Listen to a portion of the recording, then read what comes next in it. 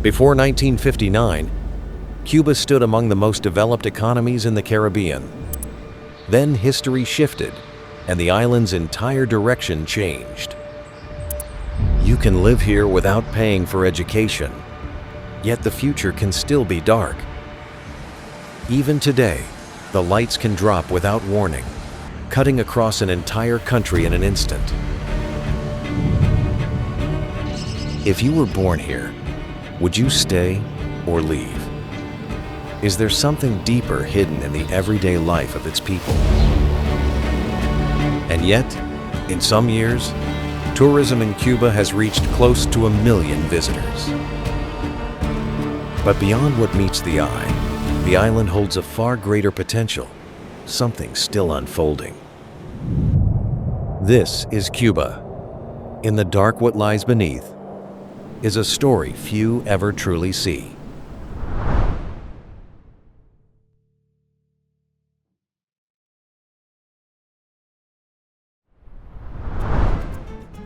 Stretching over 109,000 square kilometers like a ribbon through the Caribbean, it sits right at the gateway to the Gulf of Mexico.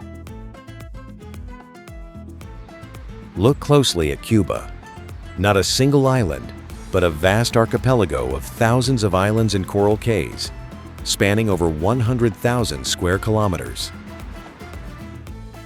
To the north, it lies close to the United States, specifically Florida, just about 150 kilometers away, like a key blocking the gateway. West of Cuba, Mexico rises as one of Latin America's largest economies, while east and south, a string of Caribbean nations stretches across the sea. But Cuba's true advantage isn't measured by the countries it touches. The island straddles crucial shipping lanes. Any vessel moving from the Atlantic to the Gulf of Mexico toward major U.S. ports like Houston and New Orleans must pass nearby. Likewise, goods leaving the Gulf for the Caribbean or the Atlantic follow the same routes. Not only that, Cuba also lies close to the Panama Canal, one of the world's most vital trade arteries, connecting Asia with the U.S. East Coast and Europe.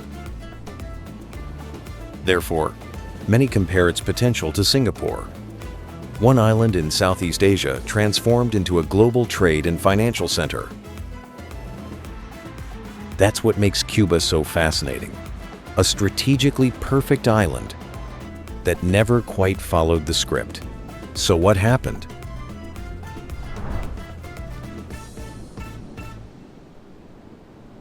To understand it, we have to go back. Long before it became a nation, Cuba was inhabited by indigenous groups like the Taino, living through fishing, farming cassava, and small-scale trade across the island.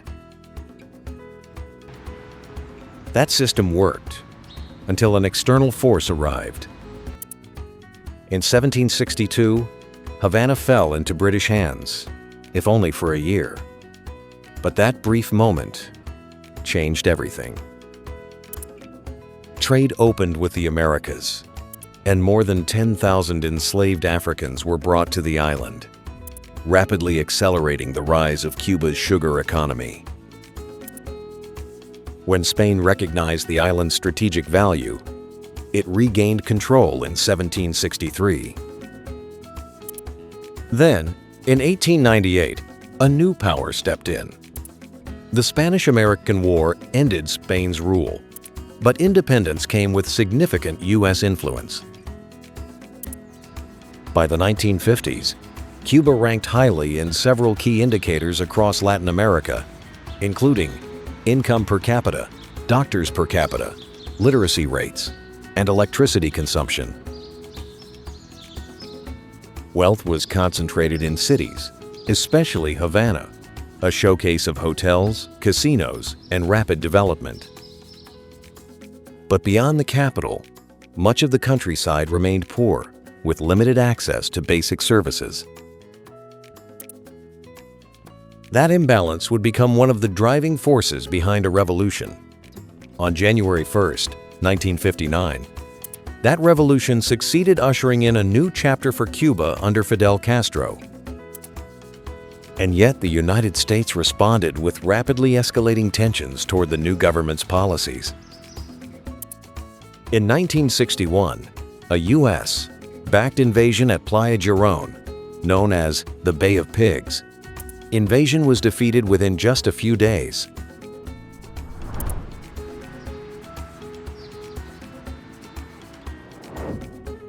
But why? That answer doesn't reveal itself all at once.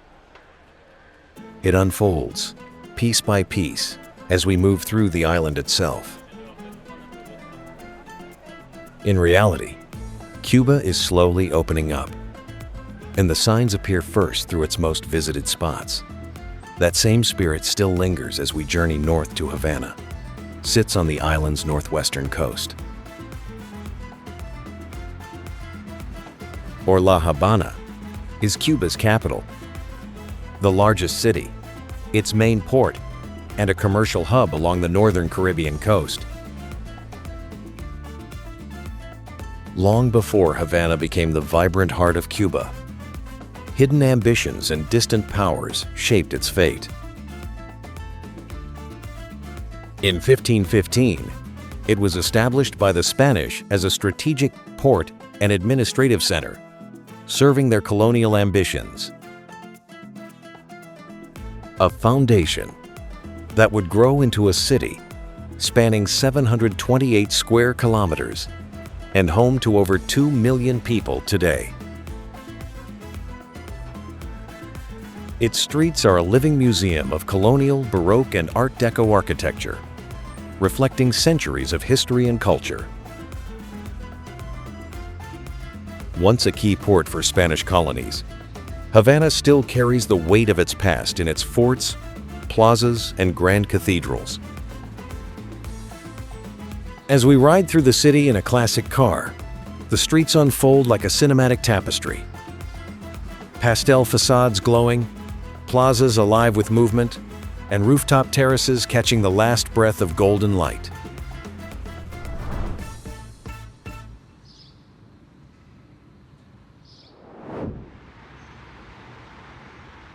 Up above, rooftops reveal a city of contrasts, where classic cars glide past colonial architecture, and the pulse of Havana beats on every street.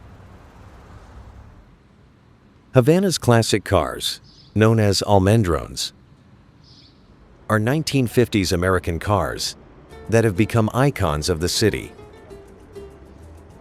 Their classic silhouettes, polished chrome, and pastel colors turn them into living symbols of the city's past, now woven into its tourism and daily life. But beneath that nostalgic exterior lies a story of adaptation. Decades of trade restrictions have made original parts difficult to obtain, leading local mechanics to modify these cars, often fitting more modern replacement engines into aging bodies to keep them running. Locally, they're affectionately called Fotingo, a name that reflects both their age and the ingenuity that keeps them alive. Kept alive through decades of restrictions and constant repair, they continue to move through Havana as both taxis and tour vehicles, carrying visitors through its streets on journeys that last from hours to an entire day. Therefore, Havana feels less like a city frozen in time and more like one constantly reinventing itself.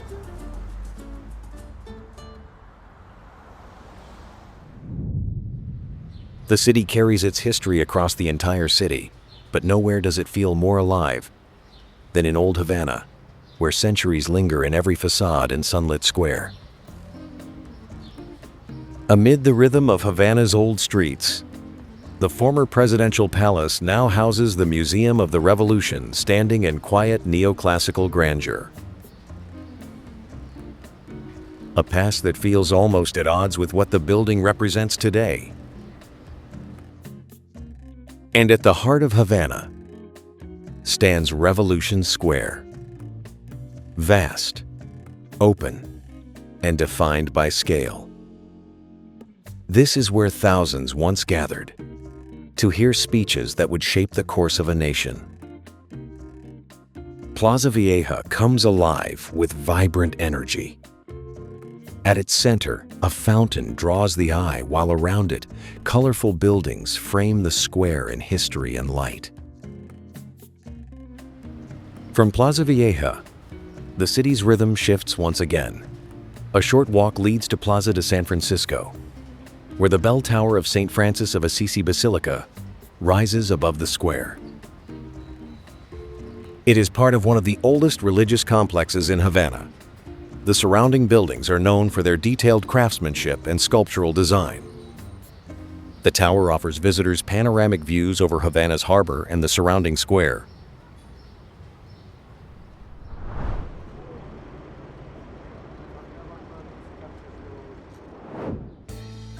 What makes this setting even more striking is the contrast it reveals.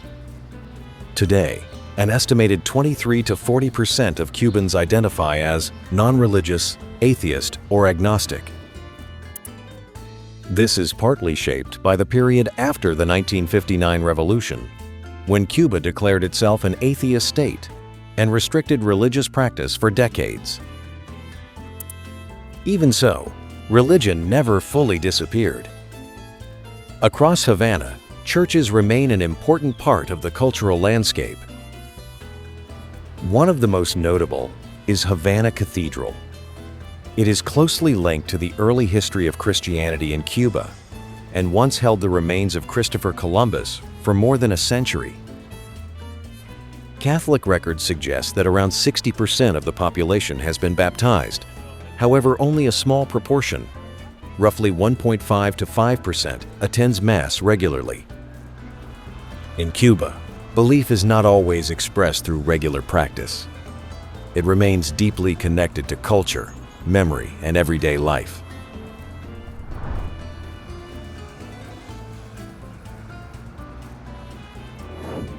Not far away, rising at the heart of Havana, El Capitolio is more than just a government building.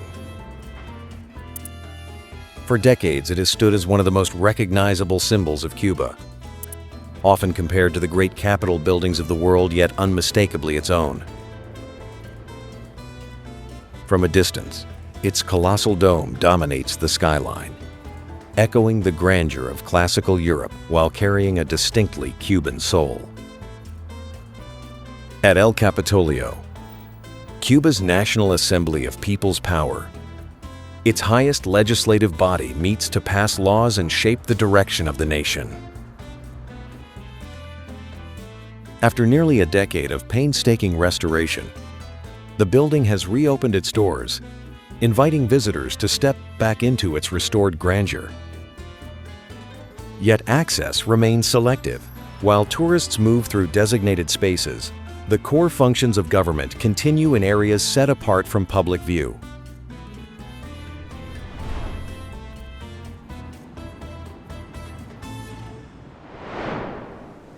But beyond its walls, a different Havana begins to emerge.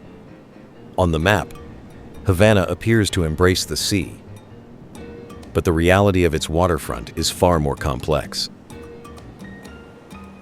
Yes, Havana sits along the Straits of Florida, where the waters connect to the wider Atlantic Ocean.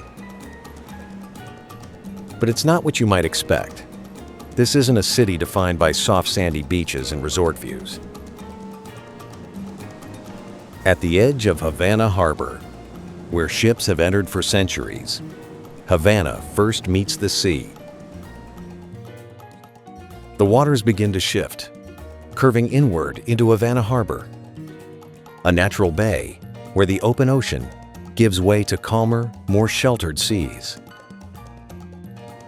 For centuries, this harbor has served as one of the most important gateways to Cuba, where trade, defense, and empire once passed through, shaping Havana into a strategic center of the Caribbean.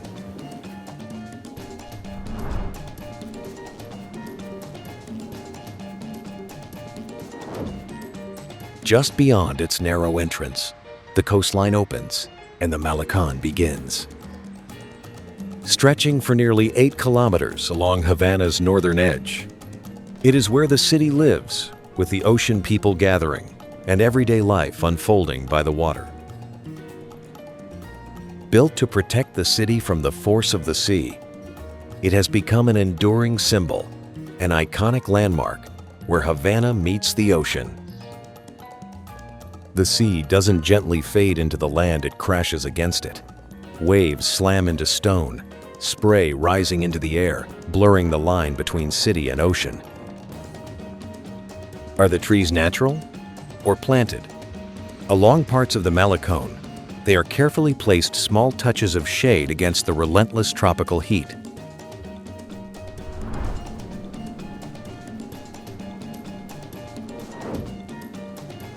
And that heat is only part of a much larger climate system shaping life across Cuba. Some places don't just change with time, they shift with the seasons. In Cuba, the year moves between two distinct seasons. A dry season from November to April, with warm temperatures, clearer skies, and steady sunlight. And a wet season from May to October, when heat, humidity, rainfall, and the risk of hurricanes, especially between August and October, become more present. The surrounding ocean helps moderate the climate, keeping temperatures relatively stable, but the air remains distinctly tropical, warm, humid, and constant. So the best time to visit is during the dry season, particularly from January to April.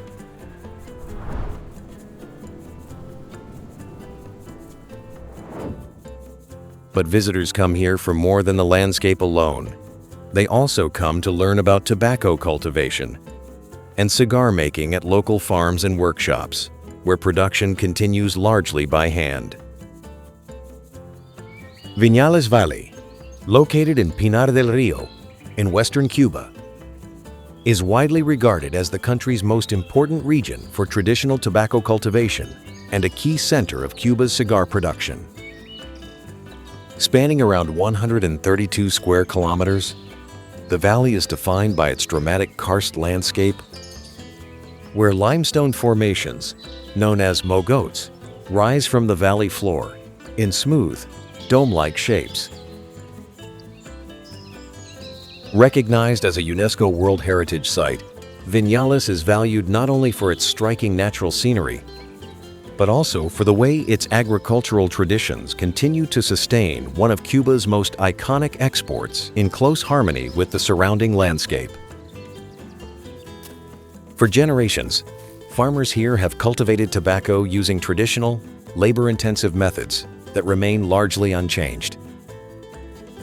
The harvested leaves are still carefully selected, air-dried, and prepared through manual processes that form the foundation of Cuba's cigar industry.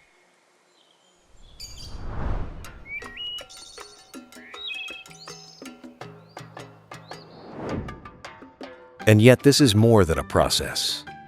It's the beginning of a culture, something few truly understand. In the beginning, tobacco used in its most basic, handcrafted forms by indigenous communities. When Christopher Columbus arrived in Cuba in 1492, the Spanish encountered this practice for the first time and gradually carried tobacco back across the Atlantic, spreading it throughout Europe and beyond. By the 18th and 19th centuries, it had been embraced by European elites, transforming into a symbol of status, luxury, and refinement. Cuba does possess uniquely favorable conditions, its soil, climate, and craftsmanship. And while many regions produce cigars of exceptional quality, the distinct character of Cuban cigars has rarely been truly matched, earning them a reputation as the industry's gold standard. Cigars, made from carefully cultivated tobacco leaves, are more than just a product. They are a symbol of patience, precision, and pride. From the fertile fields where the tobacco is grown to the skilled torcedores who roll each cigar by hand, every step is steeped in tradition. And today, that legacy is reflected on a global stage. One of the world's most prestigious cigar events takes place in Cuba, Festival del Habano. Each year, typically in late February, more than 1,000 cigar enthusiasts from dozens of countries gather in Havana for the Habanos Festival, where they experience and sample cigars from some of the island's most iconic producers. For Cuban cigars to become a symbol of luxury and refinement, it was never an overnight story. It was a process shaped over centuries.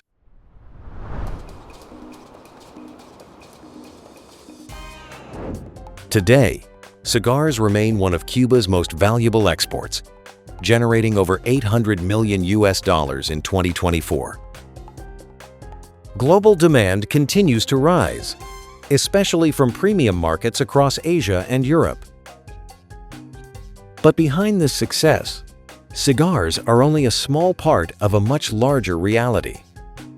To understand it, we have to zoom out and see the full picture of Cuba's economy. An economy built not just on cigars, but on sugar and global trade. At its peak, Cuba was one of the largest exporters of sugar in the world, supplying a significant share of global demand and anchoring its position in international trade. Yet that version of Cuba belonged to an older era, before 1959. And by 2026, everything looks very different.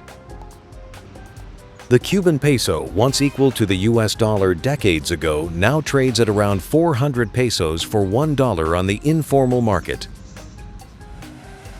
Economic growth is projected to remain around 1%. In a context like this, tourism becomes more than just an industry. It becomes a vital source of foreign income for the country. The landscapes we've explored and will continue to explore are exactly why tourism plays such a vital role in Cuba's economy. After COVID-19, Cuba reopened to international visitors, but tourist numbers remain below pre-pandemic levels. With around 2 million international arrivals in 2024, roughly half of what Cuba saw in 2019, and generating roughly $1 to $2 billion in tourism revenue.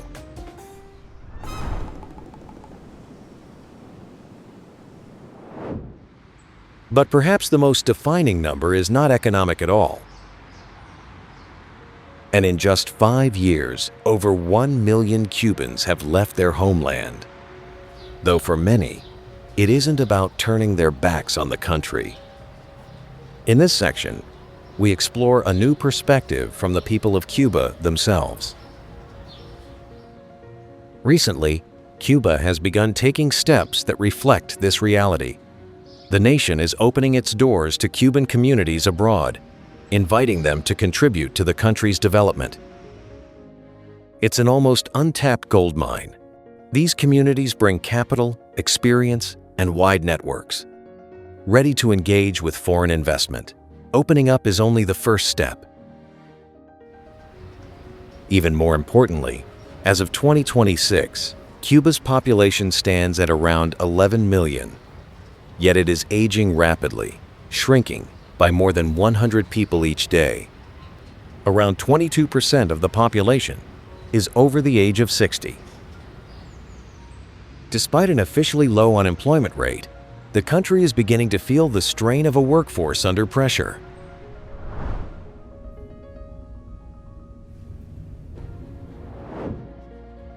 And in the midst of that pressure, people still find moments to pause, to gather, to connect. In many neighborhoods, that connection takes a familiar form, the game of dominoes. More than just a game, it has become a social ritual shaping how communities interact and stay connected. Not only in Cuba, this game is also a part of the culture across the Greater Antilles in the Caribbean. typically played by 4 players in pairs. Each person takes turns matching tiles by number, strategizing to block opponents while aiming to be the first to empty their hand. But beyond the rules, the game carries a deeper meaning. It's a space for conversation, laughter, storytelling, and friendly rivalry. Every clack of a domino in Cuba echoes friendship, tradition, and the communal spirit of the island. It's a fiery reminder that even in darkness, the Cuban spirit finds ways to come alive.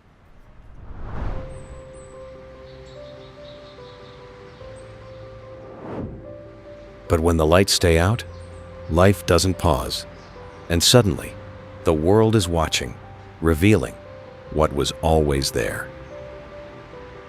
This is the result of multiple overlapping factors. Much of the country's power infrastructure is aging and requires ongoing maintenance, while electricity generation depends heavily on imported fuel. Yet the decades-long U.S. embargo has limited access to critical imports, leaving Cuba more vulnerable each time power shortages return. The reasons behind this are far more complex than they seem, and they slowly unfold as we move forward. First, what happens when a city goes dark? Parks, plazas, sidewalks, they turn into open-air living rooms where dozens gather, phones in hand, chasing a signal. Out here, the mobile signal is stronger, and yet in some corners, public Wi-Fi still flickers on. For years, home internet in Cuba was a luxury rare, expensive, and out of reach for most. It wasn't until 2018 that 3G and 4G began to roll out nationwide. But even then, data remains costly compared to everyday income. Beyond the screens, people still gather outdoors for football, for exercise, as music and rhythm remain woven into everyday life. Someone picks up a guitar, lives in the clapping of hands as Cuban drums pulse beneath deep, steady, unmistakable. Some of the world's most iconic dances like salsa and rumba are deeply rooted in Cuban traditions. From the streets to the clubs, people move with the music.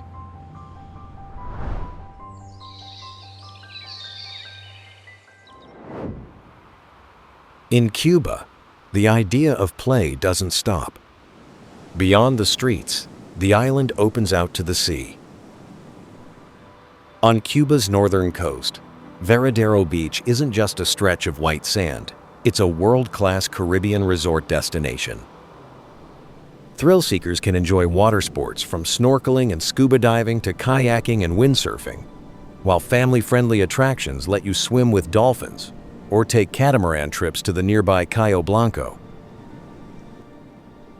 Its more than 20 kilometers of soft turquoise shoreline are lined with luxurious hotels and resorts, offering international standard amenities for visitors seeking both relaxation and adventure. It stretches along Cuba's northern Icacos Peninsula, a sweeping ribbon of fine white sand meeting the warm turquoise waters of the Caribbean. While in the distance, gentle rises of land and coastal vegetation frame the horizon, giving this beach both vast openness and subtle natural texture. Visitors stroll or relax under swaying palms, soaking in the sun and the vibrant seaside energy. What makes Varadero truly special is its perfect blend of natural beauty and accessibility. From lively beach clubs and water sports to peaceful coves for quiet reflection.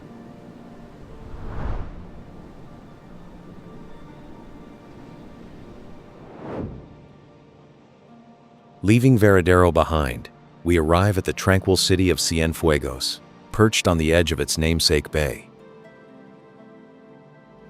Cienfuegos Bay, or Bahía de Cienfuegos, stretches over nearly 88 square kilometers, its calm waters opening out toward the Caribbean Sea, reflecting the pastel hues of colonial buildings along the waterfront. Known as the Pearl of the South, Cienfuegos reveals a blend of history and architecture, deeply woven into its streets and plazas. Marti's statue stands here as a silent witness, a reminder that the fight for freedom wasn't just in Havana, the capital, but across every city and coastal town of Cuba.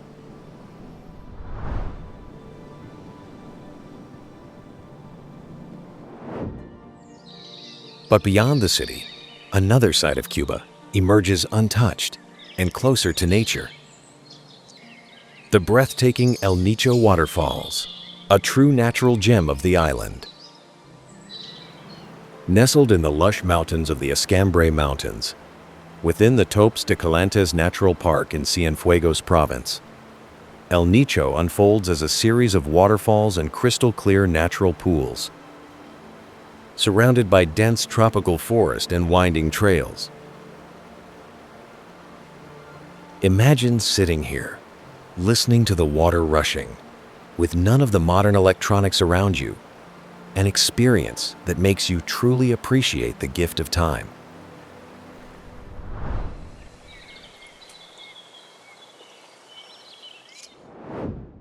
And in some places across Cuba, that sense of time doesn't just pass, it lingers. Further east, in the town of Trinidad, it is etched into cobblestone streets and pastel-colored facades, remnants of its Spanish colonial past, where life still unfolds at a slower, more human pace.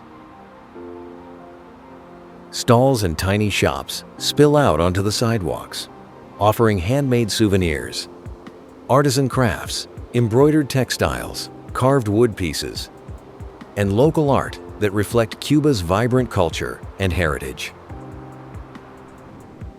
Trinidad tucks between the rolling Escambray Mountains and the sparkling Caribbean coast. Its location gives the city a unique blend of inland charm and easy access to beaches, rivers, and lush valleys. One of the most well-known is Playa Ancon, located about 12 kilometers south of Trinidad's city center.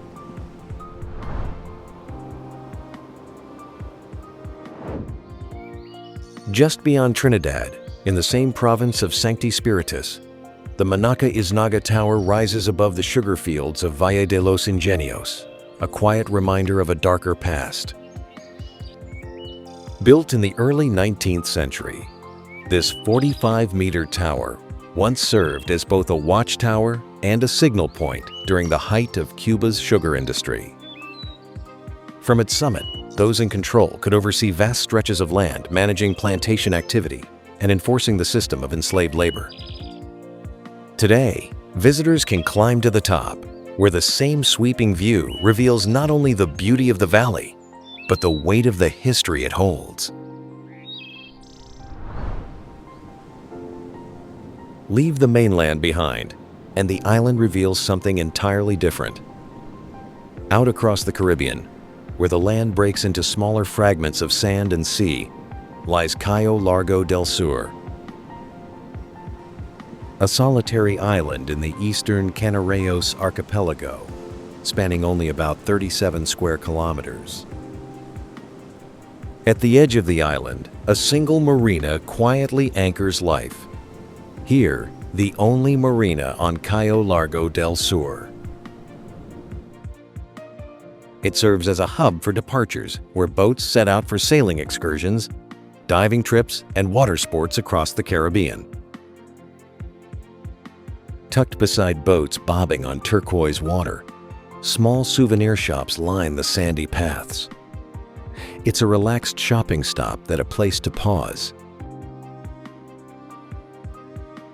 Visitors can explore Cayo Largo on sandy trails that wind through tropical landscapes, with white sand stretching ahead and the turquoise Caribbean waters glimmering in the distance.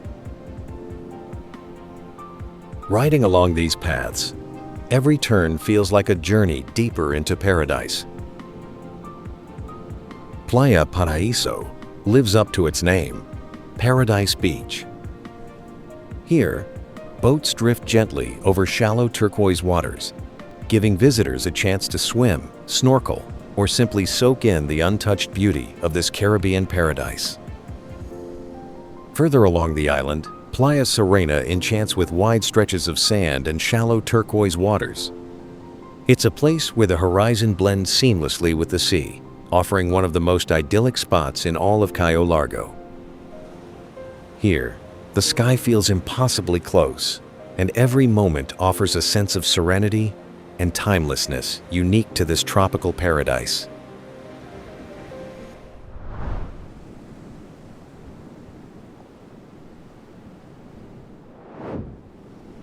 On the remote shores of Cayo Largo del Sur, part of Cuba's southern island chain, the Cuban rock iguana still endures.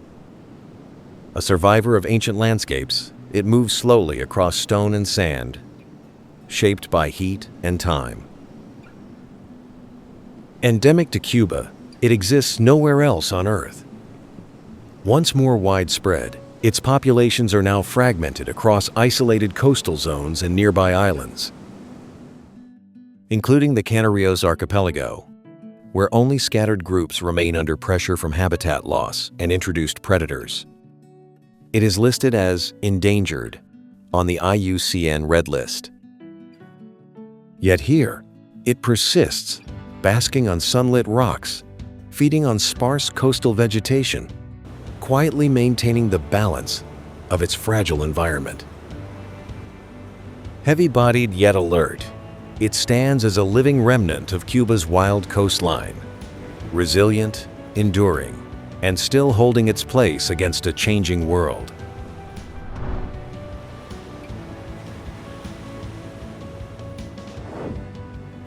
From the rare Cuban iguana, life on the island opens into another world entirely, one shaped not by land, but by the sea.